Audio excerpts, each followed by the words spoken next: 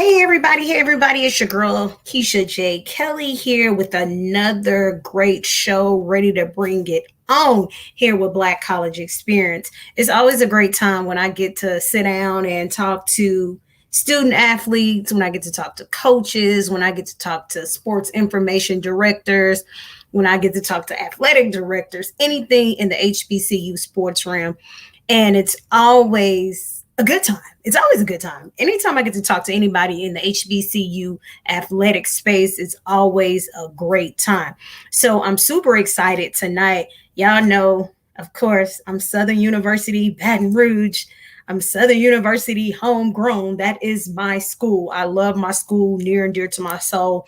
I love my school through and through. So what's gonna happen tonight though? Listen, y'all know any chance to bring out anything Southern University, Baton Rouge, New Orleans, Shreveport, anything, love, love, love, love the moment. And so right now, I am so excited to bring on the athletic director from Southern University, New Orleans. Tonight we're going to have James A. Matthews the third. They told me to make sure I added the third because your dad. So we'll make sure we add the third. James A. Matthews the third, Southern University, New Orleans, the SUNO Knights, because we're gonna let him talk about all of that tonight. Athletic director is joining Black College Experience tonight. Super excited to talk to him. So I'm not gonna delay him because I know he probably got a lot to do, but I am gonna take some of his time tonight and get in his business in a good way. But let's go ahead and bring him on. See if we can get him in there. All right, how you doing? Hey, how you doing? Can you hear me? I can. Okay. How you doing? How you doing, Miss Kelly? I appreciate you having me on this call. Wait, so before we start, you from New Orleans? Of course, for sure. Yeah, y'all hear how deep? Y'all hear the accent? It's so deep. It's super deep. It's super deep. So thank you so much. First and foremost, let me see if I can add this here to the bottom of your name. Okay, let me see if I can. Well, okay, well, it just clicked me out. So we just gonna keep that up there for once we get into those purposes of donations. We just gonna they know me. So we're gonna keep this up here for the purposes of donations when we get to that. All right. So first of all, first and foremost, again, thank you for joining me tonight. I really do appreciate it. Excited about having this conversation. Just talking a little bit more about what's going on at SUNO, the athletic department, what's to come, the future, how you resurge this program. That's all I keep hearing about is the resurgence from AD Matthews. That's all I keep hearing. So we're going to see. Everybody has a story to tell. And so we're going to start with yours. We want to hear your story.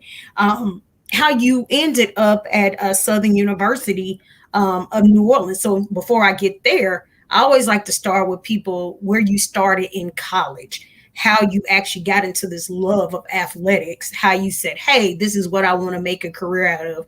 What college were you at? Okay. Well, first I want to say I appreciate you. I heard you talking about adding a third to my name. That's very important. I take a lot of pride in that. Absolutely. Absolutely. So I actually attended school at Southern University in Baton Rouge. And but from there, that's not where I got my degree. Most of my family is split in half, right? So I'm one of those families. Either you're going to Southern University or you're going to Grambling State, right? And both of my parents went to Southern University, so that was kind of predetermined for me, right? But I ended up getting my degree elsewhere. I'm not shouting out no other colleges. It's all about Southern and SUNO. But and I worked many different jobs, right? But I always had this love for athletics. And so I wanted to get into the field. I didn't know really what route to take. My route is extremely unconventional. At some point, I was like, you know what, I want to get into coaching basketball, right? So that was my goal. I was working these jobs. It didn't fulfill me. The passion wasn't there. I knew athletics was what I wanted to do. So I called every school in the city. I'm like, look, y'all, I'm willing to come out work for free. I just want to show up. I just want to, if you need me to clean the floor, whatever you need me to do, I'm willing to do. And everybody said no. I called everybody in New Orleans. I called all around the city, the state. Everybody said no. I said, am I not making myself clear? I'm willing to work for free. And people said no until Coach Dale Valerie, who was then the head basketball coach at SUNO, said, "Come on, we'll give you a try." And so I owe everything to that man. So Coach Val, I tell him every time I speak, I say his name because without him, there I wouldn't even be here. So much appreciation to Coach Dale Valerie, and that's how that started back in 2014 here at SUNO. So you was about to be up there. You was gonna sweep the floors and do whatever it got. Listen, and sometimes you got to start where you got to start. I get it. I totally understand it. Hey, you got to do what you got to do. So 2014 Hmm. started at Suno. I mean, we know you weren't always the athletic director. You didn't just go in and say, "Boom, I'm gonna be athletic director. This is it." Nah, somebody had to give you a shot. What was the first job at Suno? My first job was volunteer with the men's basketball team and sweep the floor and video. Literally, you did. Literally clean the bleachers, wash the uniforms. I video recorded the practices for film reasons. I did just whatever was asked of me, and I actually did that for 3 years. And so everybody I ever knew told me, "Boy, you are crazy. How you gonna work somewhere for free for 3 years?" And so that's how it started. So I did that from 2014 to 2017. But there was a purpose behind it. And then in 2017, then Chancellor Dr. Mams Devazan, she gave me the position as paid assistant basketball coach, right? And I love her to death, and so I had a little stipend. Yeah, I was so happy with that stipend. That stipend was probably enough for me to drive to work and then drive home. But I was so happy. You would have thought that was $1 million contract. I thought I made it with that stipend. You couldn't tell me nothing. And then, so once I did that for 3 years, so I was an assistant coach, then I was the associate head men's basketball coach. And so we started gaining a little momentum. I saw a future in this, and then the program shut down. So then I'm like, wait, hold on. I done did all this working for free. I done did all this, and then the program shuts down, right? But thankfully, the institution saw something in me and kept me on board. And so I was the director of intramural sports since we didn't have an athletic program. And I was the director of the university center, the student union here on campus. And then the conversation started coming back, and I did that for a couple years. And then the conversation came back about us bringing the athletic program back. And once I became a part of that athletics committee that the chancellor put together, Dr. Ammons, um, it was all she wrote from there. Once we kind of put everything in place, and then I was appointed the new athletic director here at SUNO. So it's funny how things work. And so it a lot of times we so let's back to 2014. You said 2014. So you said 3 years. Was that 2014 to 2017 for free? For free, yes. Okay. So, and I say this because I understand this, even though it's not the same path. I've been in athletics for a while. I've done stuff with athletics for a while. And a lot of times we do not understand why the path is the way the path is. All we see is, we see the end goal, but we do not see the blocks along the way. We don't see what's happening along the way. We don't understand that you had to go through that free part. You had to go through it to appreciate it more. We didn't know it was going to be free. Like I said, I've been the same. And sometimes we have to do stuff for free. And then the ultimate goal, you got to the ultimate goal. Even when you said the stipend, you thought it was like $1 million. It was still building. It was still building the brand. It was still building in the journey. So in the builds of the journey, in the builds of getting to the stipend, hey, $100, $250, $9 million, it was still paid because it still could have been the hey, I'm working for free. But so then you got along the journey. You finally, Mama, I made it. I'm no, I'm no longer working for free. In that time, in the course of those different positions, were there any positions that you favored more and looked forward to going to the next level? Just to be completely honest, it really was my time when I was volunteering, Mm-hmm. right? So, because when I first started, it was just I wanted to get involved with athletics. Basketball always been a passion of mine. I said, okay, let me start this path this way. But within that first year, I started seeing the impact that I was having with those young men on the team. So then that kind of became bigger than the actual game, right? So even no matter what successes we had during that season as a basketball team, seeing the growth in Mm-hmm. those young men and the way that I connected with them, right? And so that's what kind of sparked it. And from then on, and that happened in that first year. So coming back that second year for free was a no-brainer. This was something that I wanted to do. I wanted to be around these kids. I wanted to help kind of guide them through everything that they're dealing with, because our kids deal with a lot, and, we're so quick to kind of push them away and, oh, that kid's a bad kid or this kid, but we don't take the time to kind of see that there's some trauma there in the past, right? And there are some things this kid just has trouble opening up or this kid is acting out.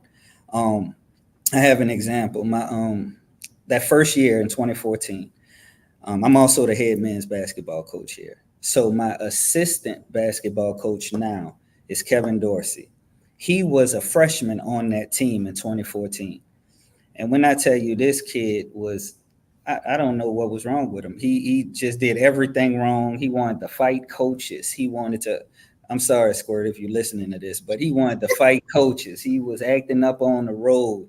He got kicked out of school. He getting into it with everybody. And one day I just asked him, boy, what is wrong with you? Why are you acting this way? And then just that led to a conversation, which led to another conversation. And now that same young man is here at this university working on his second master's degree. And now he is mentoring other kids just like him. And just to see that go full circle, that's what this thing is all about. So this March, to be honest, I didn't even have the aspiration to become an athletic director, right? My aspiration started with just trying to get in basketball, but making a difference with these young people, and God just saw fit to take me to this position that I'm in. And so I'm just feeling blessed. And that young man is one of the main reasons.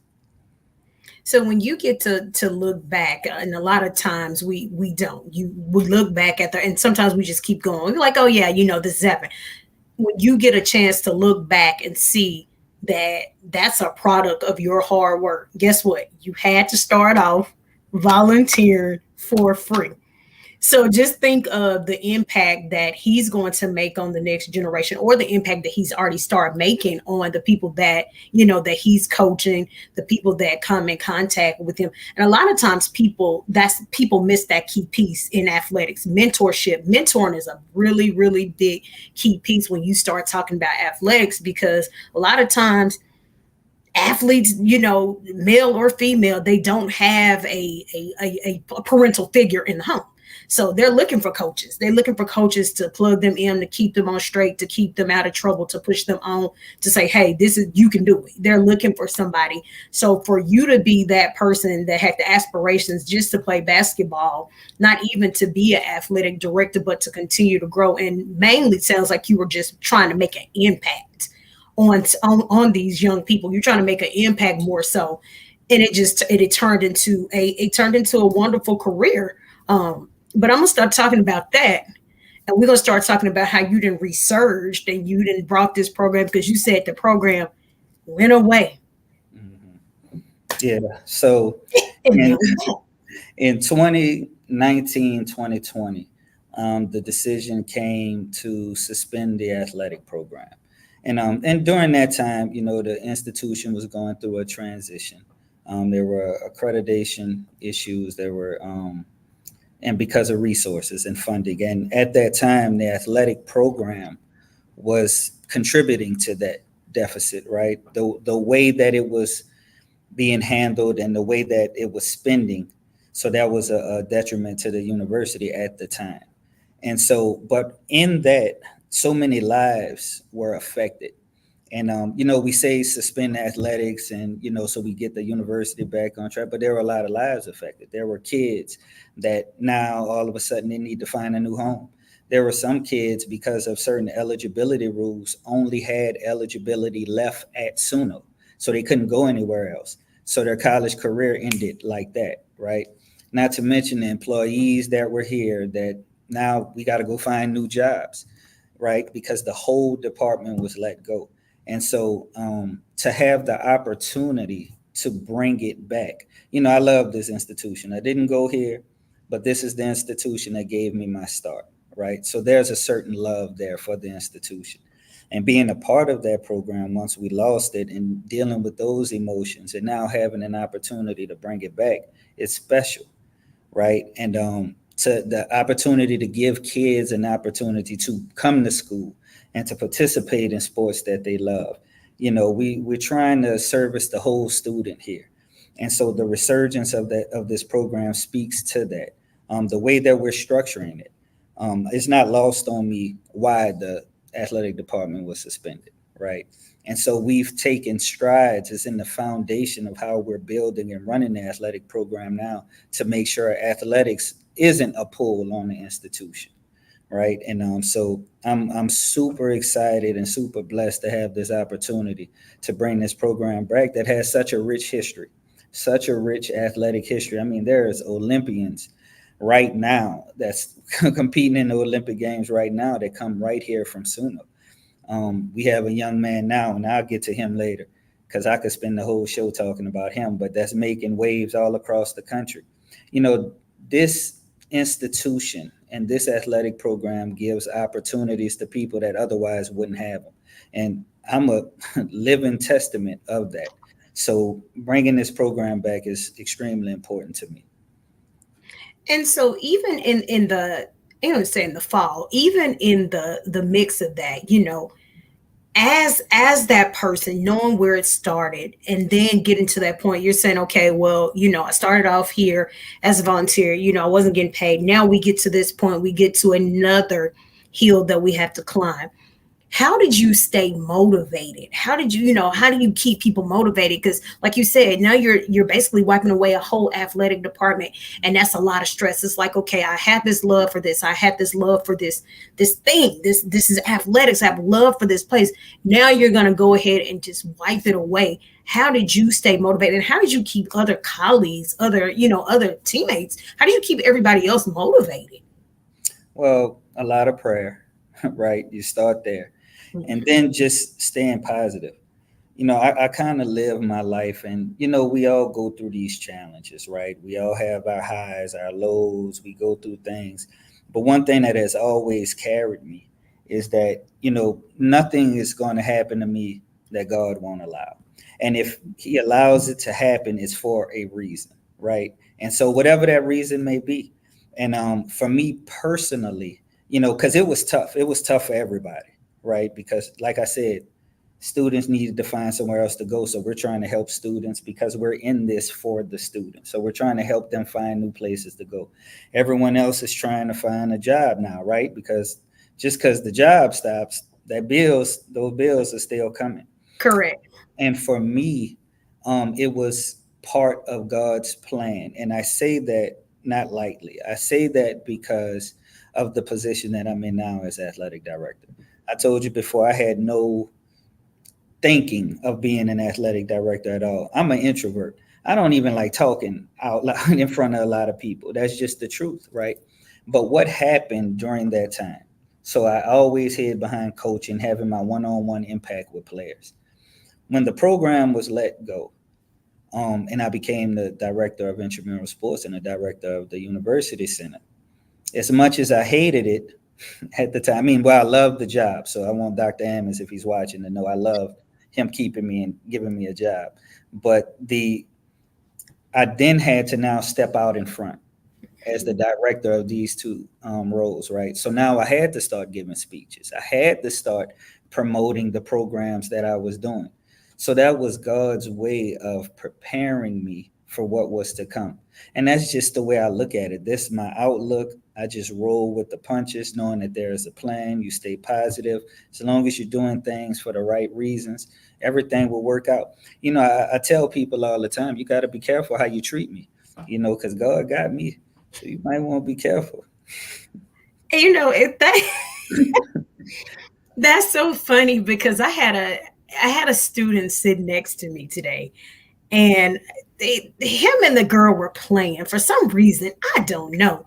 And she took a piece of paper. He was sitting right next to me. She took a piece of paper or a paper towel from in front of him and she flung it in his face. And he said, he backed up. And as soon as she walked forward, she stumbled over a chair.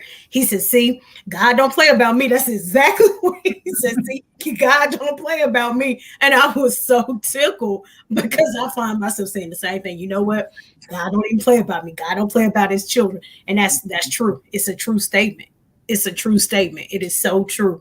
Mhm. So now getting back to this, if people if fans are paying attention, you mentioned this word before, resurgence, Mhm. a comeback. We coming up, we coming back. And we'll see it a lot. We'll see it a lot. We'll see the word resurgence. Why is it so important to you as leader of the program? Well, the pure definition of resurgence, the revival, to the bringing back of something that's very little or was no more. That's this program, right? We had a program that had everything. We were excelling athletically, then it just went away. And now bringing it back and being the leader is kind of to what I spoke to about earlier, just how important and what this program means to me personally, and how it's given me an opportunity to, one, take care of my family, but then it gives me an opportunity to help others get opportunities, right? And that's super important to me. And so I want to see Suno back to where it used to be as far as athletically. And we're taking steps in a whole nother direction to bring it up to another level. But the key was to give the sustainability of the program, to have it on solid foundation, to make moves and decisions to make sure that was possible, and then building off of that foundation. Because we don't want this to happen again, right? We want a program that caters to our community, that caters to these kids and giving them an opportunity to do something special. And we want to be around, right? And we want people to be able to come back and say, look, I played here. I did this here. These people made a difference in my life, so I'm going to make a difference in theirs. Now we've talked about the resurgence. We talked about where you started, but let's pause and brag a little bit. You know, I love to brag. Now we gotta have those moments where they say you've been humble enough. Now it's time for you to pop out. It's time for us to pop out and talk about what's really been going on. Now the program has grown tremendously. We just gonna be honest. The program has grown tremendously. You don't have to say it. I'm gonna say it for you. Okay. You don't have to. I'll be the bragging person on the phone. I'll be the person on the interview that's going to do the bragging. You started out with 35 student athletes in 2022 to 2023. Now you have 120 enrolled. Now, I ain't the smartest person, but that's a lot of student athletes. What can you say has attributed to this growth, and how can you keep up the momentum? Because that's a lot of growth. That's a lot of growth in a program. Yeah, okay. Well, I see you did your homework. I appreciate that. Well, you know, I had a little side help. I ain't gonna lie. So when we first started the program, we started with two sports, and in order to gain national affiliation, we had to prove that we were able to not just start an athletic program but sustain. So we needed to go through a year. We were associate members of the NAIA. That's our national affiliation. Right. And so we had to showcase that we were able to, one, get sports and have the sports, go all the way through the year. And so we were able to do that. And we started with men's and women's basketball. And that's how we had the 35 student athletes just to start. And in year two, because year one kind of went probably as smooth as it could go, we added two additional sports, and we added women's volleyball and men's baseball. And so that what contributed a big time to the growth of our program. Our volleyball program had a little bit of a struggle at the beginning, but and we made a switch from our coaches to Coach Zipporah Washington. I want to talk about her because she came in and saved my volleyball program. Like without her, I am forever grateful to her. She came like when I tell you she started like in September, and we know volleyball is already kind of rolling. And Mm-hmm. she came in and picked up the pieces and saw us through. And then that's our women's volleyball coach. And then with baseball, Coach Olin Parker, I think he brought every kid that was ever born to our athletic program. Like he went and got everybody. And so I'm super grateful for him. I'm super grateful that we have coaches that get it.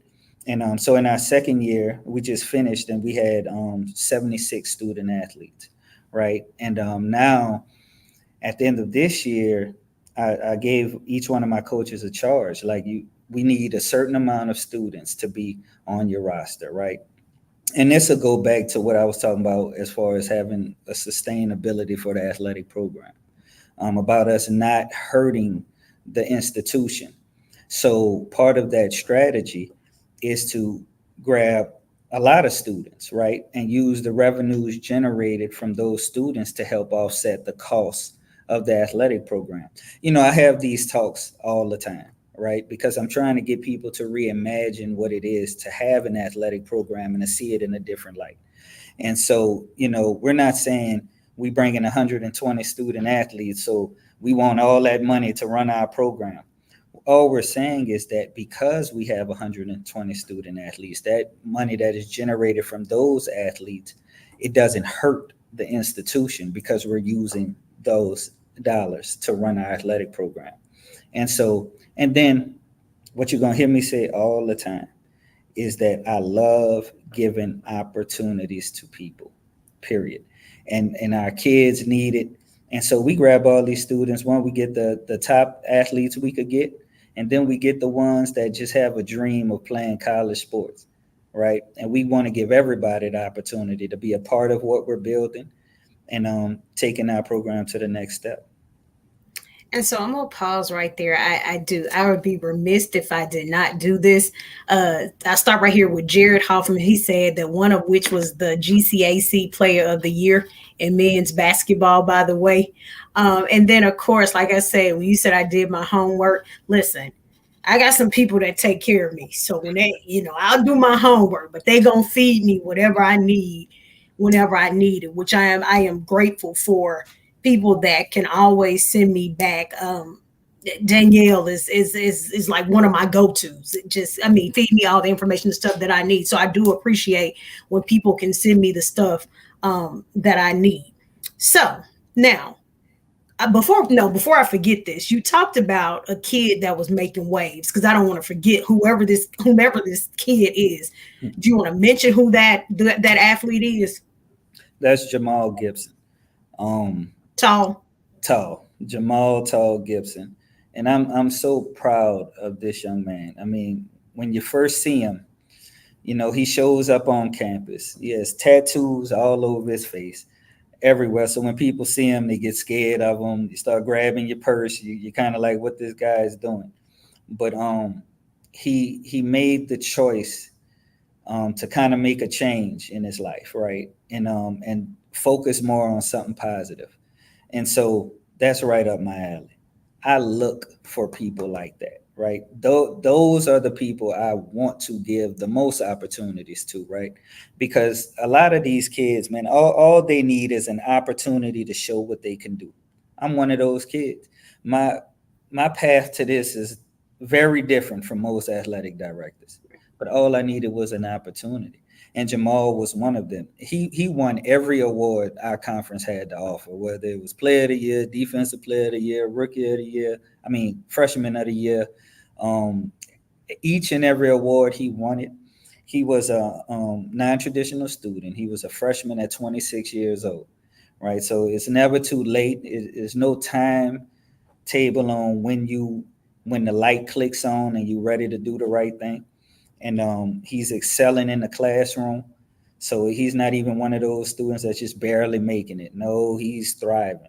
And so many opportunities open up for him after this season here with us. And to be honest, I thought he may be headed out the door because, and that's what I told him, because I always want what's best for the kid, right? And I'm like, man, look, you got the whole country talking about you. See what those people talking about and see if that's something that makes sense to you, right? But he made the decision that here felt like home. We gave him an opportunity when nobody else wanted to come close to him. And so, I'm grateful for that. And I'm grateful that he sees the passion that we have. And he's going to continue to do great things. He's going to tear it up this season. So y'all might want to check us out this year. But he's going to tear it up this year. And who knows, the sky is the limit for him. But those opportunities that are created for him now, from where he started to where he is now, that is why we do what we do. So, fun fact, he was the first person, probably say second, because Maya was on. So him and Maya that's at Fisk. I interviewed them at the same time. They were the first two athletes that I interviewed out of this conference. And it was. I did. I didn't realize until after the fact all the tattoos. You're correct. Everybody in the world was talking about him. Every honor, every award, anything that you could talk about, he hit it. Non-traditional. And I always be able to say, hey, I interviewed that guy. I interviewed that guy. And I say kid because he's younger, much younger than me, but I'm like, I interviewed that kid. I interviewed that kid. And so we see stories like this that people don't know about. And this is what it's all about, is pulling them out, exposing them, letting people know, hey, somebody gave me a chance, somebody took a chance, and this is what it produced. And then for him to still be excelling outside of just basketball off the court, but excelling in the classroom is an even bigger moment. I knew that's who you were gonna say. I just want to, just kind of see if that's where we were going, but I just wanted to check. So now, several announcements have gone out recently about the success of your program, and about 40% of your student athletes been named to conference academic honor roll. So last week receiving the NAIA top honor for community service and character development initiatives. What is it like to get those type of wins? Now, keep in mind, these are questions that came from somebody else. So somebody else would have had these questions. They want to know what else is going on inside the program. Okay. What is it like, though, to have that type of success? Yeah, well, and I'm glad you asked that, because, look, that is what I'm most proud of, right? The athletic success, that's going to come. What Tall did, I was very proud of that. But to hear that 40% of our athletic department made the honor roll is mind blowing. That is crazy. And I'm super excited about that. It goes to our mission of servicing the entire student, right? We let them know we're not going to play with you. You're going to do what you're supposed to do in the classroom, because that's the real reason that you're here. I'm glad that you love playing this sport, but you're here to get that degree. And because, see, that's one of the things we tell them. Even when I go recruit, I tell parents that I can't promise you that your son going to go to the NBA. I can't. But I can promise you that we're going to do everything we can to make sure that kid walks out of here with that degree. And so those numbers speak to that. And I'm like a proud father there. I'm super excited about that. And as far as the character-driven award, that is another thing that speaks to our mission. So what that is the NAIA 5-Star Champions of Character Award, right? And not only did our institution receive that award, but we also reached gold status, which is the highest form of that award. And you get that. That takes a year's worth of work, right? That comes with community service, with volunteering, with no ejections in games, sportsmanship, being mentioned for individual national awards related to character, and that's from our students and our staff. So I'm super proud of that, and it's just much more to come, because we're going to continue to focus on that, because we want well-rounded people when they leave here. We want people that come here and they don't understand what they're capable of until they're put in a situation to do it, right? And service is important. Getting people to understand it's more than just you doing something for somebody else. And as an athletic director, I have to do a better job of promoting that, right? Showing that I'm a person that's purpose driven, as I've said before, and I don't want these kids doing stuff just because, oh, I'm gonna get a high five, or congratulations for it. I want you to go and help and volunteer because it's the right thing to do. And then from that fulfillment, I want them to live off that fulfillment instead of the oh, good job. I'm glad you helped that lady cross the street. No, you do that because you're supposed to. Hold that door because you're supposed to. Go help out in all these festivals that's right here in our neighborhood because you're supposed to, right? So that's important. And so I'm super proud about that. Okay, so now we know you have, let's see, this campaign, hashtag SUNO Nightlife. How did you come up with this campaign? And can you talk about the importance of this campaign and the things you're doing to bring awareness to it? Yeah, so I'm usually laughed at when I try to think of catchphrases or something that's I think is cool. They tell me I'm too old that I don't really know what I'm talking about, but I thought that one was pretty cool, right? And that's one that stuck. So I was like, when I didn't get laughed at, I was like, okay, that's the one, right? And that campaign really it just embodies everything SUNO athletics, right? It embodies our volunteer effort. It embodies excellence just to the core, everywhere, on the court, off the court. And those accolades you just read speaks to that. It embodies the way that we treat each other in this department, the way that we support each other. You go to a volleyball game, you're going to see baseball, basketball, you're going to see everybody, and vice versa with everything. We're going to support each other with everything. We're going to push each other to be better. We're going to handle challenges together. And that's how we are as a staff. We run into many challenges. We regroup, come up with a plan, and move forward. And so Suno Nightlife is everything. You know what I mean? And it's our fundraising campaign. It's anything dealing with Suno athletics is Suno Nightlife. Oh, so I guess when you say it together, it do sound better than Suno Nightlife. I guess once you put it together, it does sound okay. So now let's pivot into one of those things that we know is going to drive athletics. Money. Money drives athletics. That's the thing that keeps the lights on. That's the thing that keeps the programs going. Money. Right now, the Southern University system is in the middle of the annual $1 million march. And so kicked off, I want to say June starting, but the actual give day is August 30th. And so yesterday when I met you via via the call, I was like, wait, that's the person I'm interviewing tomorrow. But we are. I've been a captain for Southern University Baton Rouge. I've been on this $1 million on this campaign almost 10 years. Now, have I raised that many millions of dollars? No, but I'm on the campaign asking for money every single year. But they're in the middle of it. And so Suno, I know I did. I specifically asked about Suno, but the athletics is trying to raise $150,000. Can you talk to us about this campaign for the night so people will know, what the impact is, how this has an impact on the students, and what their dollars is. No amount is too small, no matter what they donate. Can you talk about this campaign a little bit? And if y'all want to know, on the banner, there is where you can donate. So that's why that is still there. So you can see as he's telling us what's going on. Yeah, definitely. So and just so everybody know, we did meet yesterday on the MDM call. And I received this direct message from somebody. It was like, hey, I'm interviewing you tomorrow. I'm like, who is this? And then I realized who it was. I said, oh, okay. But yeah, so every year the Southern system and all 5 campuses come together for this give campaign.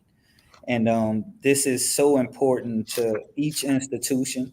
It's where alumni have an opportunity, or community has an opportunity to show their support for our system, which we are the only HBCU system in the country, by the way. And so, it gives everybody an opportunity to come together and show their support. This is very important to us with Suno Athletics. I know you mentioned the $150,000. That's the goal. Now, if somebody today wants to write a check for $150,000, we will definitely raise the goal. So I don't want us to be limited by that. But Yeah, this is one of the initiatives that we have to try to raise money for our programs. Um, Everyone is aware that institutions of higher learning are taking a bit of a hit. Maybe not the big universities, but a lot of them are taking budget cuts and things of that nature. And athletics is one of those programs that seem to fall on the bad end of that. We've already been a victim of that once. And so the money that will be donated will be used for overall student experience. You know, when I took this position, one of the things that I wanted to do was give our kids the same experience or a similar experience that they would get at other bigger universities. With everything in life, if you think about it, it's not necessarily the things you do, it's the feeling you get from it. And that's what you remember. When you pick your significant other, you pick them because of the feeling that they give you. When you do anything in life, you remember that feeling. So with these students, we're trying to give them that feeling of, you know what, I'm part of a real athletic program. I have some of the same things that everyone else has. So the dollars will go directly to scholarships so we could afford more opportunities to student athletes. We have 120 student athletes, and I'm so thankful because most of them are paying.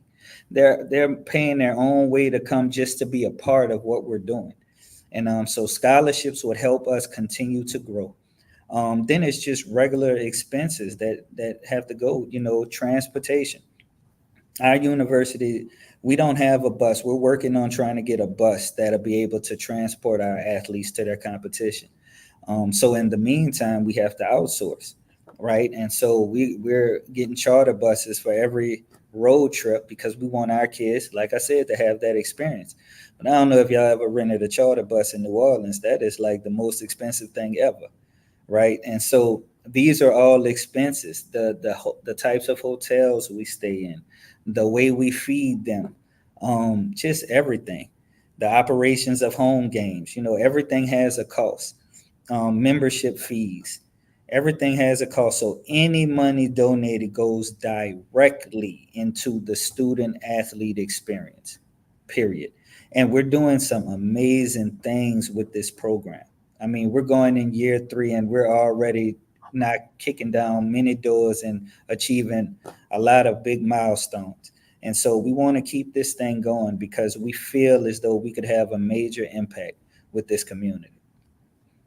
Well, that's the listen. He said, let me tell you one thing that you'll always find about somebody that is either a Southern University grad connected to Southern University somewhere. We are the only people that's going to tell you every single time that we're the only HBCU system in the world. We're the only people. Nobody asked us that, but we're going to tell you anyway. We're going to volunteer that information every single time. I don't care where we are because we want people to know we're super duper proud about that one major thing. So now, what other opportunities are available for the community, corporations, or organizations to partner with SUNO athletics and to be a part of SUNO nightlife Sure. So and write those checks? Let me add that. yeah. So donating is one thing. We love that. We want you to write checks until your hand fall off, right? So donations is one thing, but we also offer our university with partner with our conference signed the first media rights deal in the NAIA, right? And so with that, that has afforded us the opportunity to stream all of our games live, all of our home games.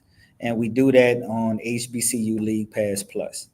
And so we have our own channel where we stream our games, and we're actually right now in the process of coming up with different programming to put on that channel, right? So podcasts, anything that you do, you have an opportunity to put that on our channel as we're developing this programming. And as of last year, we received 10,000 views per event that we did. And that number will continue to grow because of Jamal Tall Gibson and because of all the great things that we're doing. We're going to bring more and more attention to everything that we're doing. So that gives local businesses or any companies or anyone an opportunity to partner with us. We also have a digital video media board that we have during our games, and the camera shines right on there. So there's ad space on there where you could promote your company, promote your business. We could hang things up in our gym. You could do commercials because, like I said, we have our own channel. We have complete control over it. We could put whatever programming that we want on there. So if you have a podcast, if you have commercials, or if you want to just promote your stuff that way, we could do all of that here with us. And we have different packages and different tiers to kind of helping us as far as a sponsorship deck. And you get other incentives like free game tickets, free mentions on our websites, all type of things. But we also have those ad spaces available as well. And if you are interested in seeing what that ad space is, then email us at athletics@suno.edu, and we'll get in touch with you and see if we could create a partnership there. And also check out our website, sunoathletics.com. You'll get a lot of information on there. So once again, that's sunoathletics.com and athletics@suno.com. Because that was going to be my next question. Where can we find it? But you told us. So Mhm. now, what's next for Suno Nights? What's next? Just continuing to grow. We are building so much momentum right now. It's really exciting. Our programs are getting stronger. We're also not this upcoming year, but next year we're going to add two more programs. Well, men's and women's outdoor track, right? And so we have that to look forward to. We're going to get more and more into the community. The more student athletes we get, the more we're going to put out there to help out in all these local areas. And that's one of the stipulations. You know, I met with each program as they came back to campus, and I said, look, if you're a person that don't like volunteering or doing service projects, this probably not going to be the place for you, right? Because playing your sport is one thing, right? We all know you want to do that, but helping others is at the root of what we do. And that just comes from me. That's what we do here. So everybody has to kind of play that role. But other than that, just continuing to grow, continuing to get the message out about what we're doing, and the sky is the limit for this program with your support, of course. Let me throw that back out there. And before I take you to the next level, before we close out, tell them again where they can find you and where they can support. SUNOathletics.com is our website. Email us at athletics@suno.com. I mean, .edu. Athletics@suno.edu if you're interested in finding out about our sponsorship deck and how you could kind of partner with us to help, promote your business, but also be helping the cause of keeping our thing going on. And then you see the website at on the screen for the MDM to donate for our $1 million march. And you would also see on our website, sunoathletics.com, the donate button. If you go to that website, click that button, it takes you right to that link. Okay. So I'm going to pivot before I let you go. Just whatever answer comes to your mind. You don't have time to think about it. You just got to answer one or the other. Okay. It's called the hot seat. So one or the other. It ain't nothing crazy. You just got to answer one or the other. Okay. You don't have time to think about it. You just got to answer it. Okay. Let me know when you're ready. Don't worry. I put Dr. Barnes in the same position. Don't worry. She had to do the same thing. Everybody has to do the same thing. I'm ready. Anybody that know me know I'm liable to say anything. So I'm not even the one worried. I think it's people that's watching is worried. All right. You ready? I'm ready. Jambalaya or etouffee? Etouffee. Crawfish or crab legs? Crawfish. Flats or drums? Flat. Oh, drum. Ranch or blue cheese? Ranch. Pecan candy or bread pudding? Pecan candy. football or basketball? Basketball for sure. Bayou Classic or Mardi Gras? Bayou Classic. So now you want to get to the football side. King cake or beignets? Beignets. That's right. Because king cake, I don't know what it is about that I do not like. It depends on who make it, and then it depends on if you put all that crazy filling in there. I ain't really rocking with that. What's one of the most unique foods that you've had? Oh man, you know, I don't know how unique this is, but I remember I ordered, and this place not even open anymore. I had some crawfish fries with, and it was on top of something I forgot. It was crazy, but it tastes amazing. Like I don't know, it was crawfish fries dipped in some type of sauce that was on top of some rice or something. I don't know. I think somebody got bored and just I think maybe my box just got flipped Just together and it all got yeah. mixed up. All right, final question. What's the best program in HBCUs? So you mean the best school, no Yeah, matter what? the best school. SUNO. I was like, you gotta think SUNO's the best school. Yeah, without a doubt. This us, baby. This is where we at. Okay. So, first and foremost, I want to thank you so much again for joining me and sharing with us, just telling us a little bit more about SUNO Athletics. This has been an amazing conversation for you to share and tell us and just open up and let us know so many different things that are going on. So many student athletes are thriving. Program is rising. Things are going on. 40% on a roll. That's something that we have to talk about and that we have to keep moving. But we always want to lead the people with where they can find you, where they can donate, because that's the last thing we want them to remember.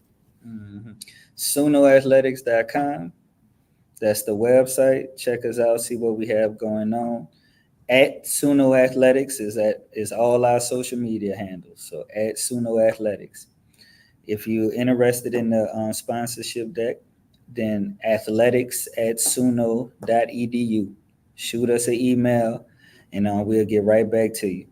And then, of course, if you want to donate for this $1 million march, we need your support for sure. Please click that link on the screen or go to sunoathletics.com and click on the donate button. And thank you again so much for joining us, AD Matthews the third. Thank you so kindly. Thank you so kindly. And we will be watching for the upcoming season. We're super excited. So I will be in touch. And hey, go Knights.